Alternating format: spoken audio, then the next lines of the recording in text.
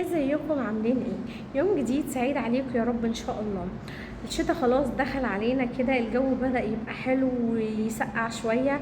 فطبعا بدأنا بقى في اعمال الاكلات الشتوية الحلوة الجميلة زي القلقاس وشوربة العدس. شوربة العدس من اكتر الاكلات المحببة لقلبي في الشتاء. يعني انا ما بصدق كده الجو يسقع او الدنيا تمطر اقول لا ده كده ايه، اوان العدس. النهارده الفيديو بتاعنا انا النهارده عملت قلقاس وعدس. طبعا هم مش معمولين في يوم واحد، انا عملتهم على يومين. وحتى المقدمه بصورها في يوم تاني، يعني مش كلهم في يوم واحد، بس ان شاء الله ينزلوا لكم النهارده. كتير مننا طبعا بيعرف يعمل قلقاس وبيعرف يعمل العدس، وفي ناس ما بتعرفش تعمل، وممكن تكونوا بتعملوها بطريقه مختلفه عن اللي انا بعملها، فبنفيد بعض. يا رب الفيديو النهارده يكون عجبكم.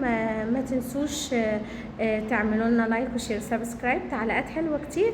ويا رب الفيديو بتاعي يكون عجبكم، ونروح نشوف القلقاس والعدس.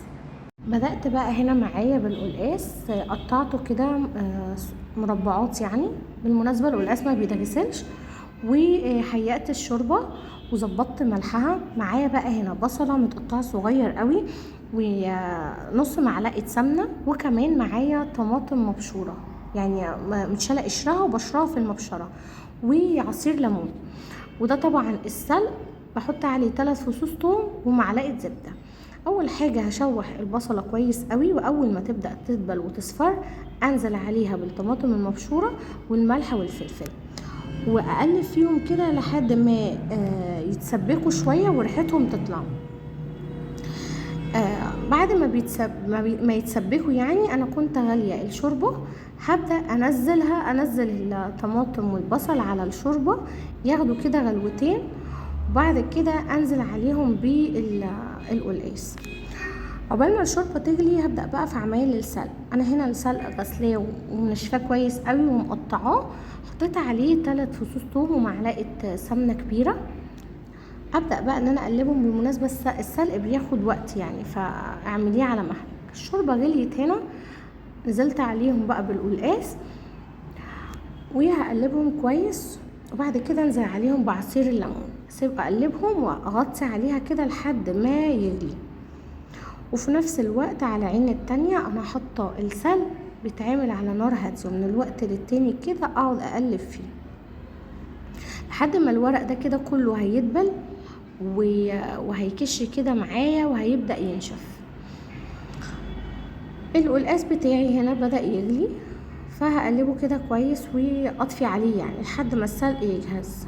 القلقاس أكلة شتوية كلنا بنحبها.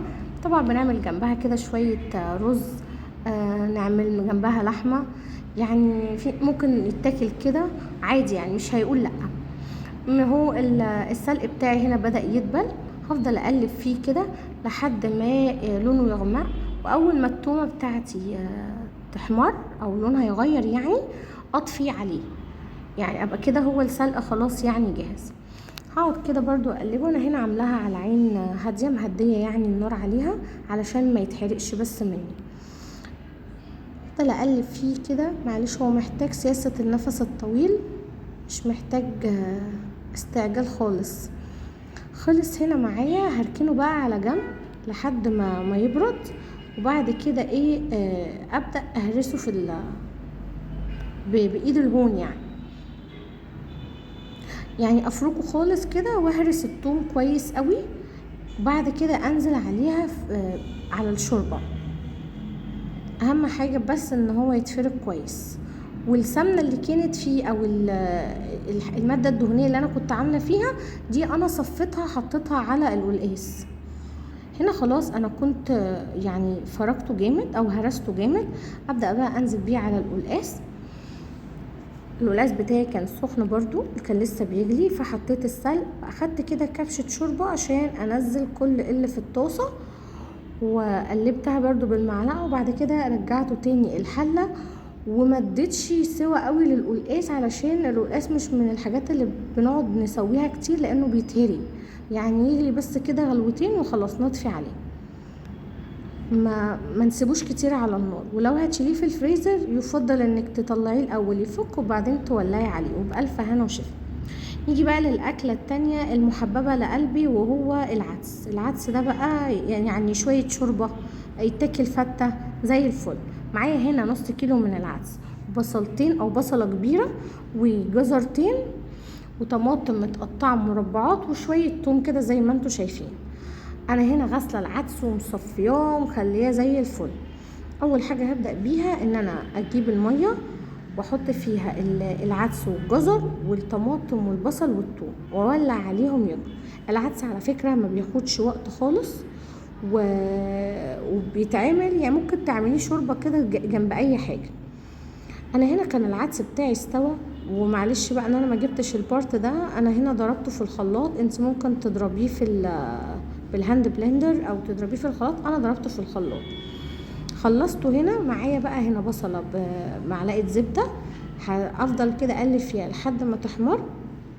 وبعد كده هنزل عليها في حله العدس على طول. تقدروا تعملوا شويه شعريه جنبها، يعني تحمروا شعريه كده وتعملوا شويه شوربه، او تعملوا فته كده بالدقه والثوم، الثوم والخل يعني، وبألف هنا وشفا. هنا خلاص احمرت كده وخلصت. انزل بقى عليها بمكعب مرقه، وكمان احط كمون وفلفل اسود وملح، واقلبه كويس. وخلاص كده العدس بتاعي اسيبه ياخد غلوه واطفي عليه، ويبقى جاهز معايا بقى ان انا اعمله فته او شوربه. العدس يعني احنا بنستنى كده الشتاء يجي، او اول ما المطر تمطر نجري بسرعه نعمله. بصراحه اكتر حاجه بحبها في الشتاء. بحب الفته بتاعته، بحب الشوربه جدا. يا رب الفيديو يكون عجبكم. ما تنسوش تعملوا لايك وشير وسبسكرايب. تعليقات حلوه.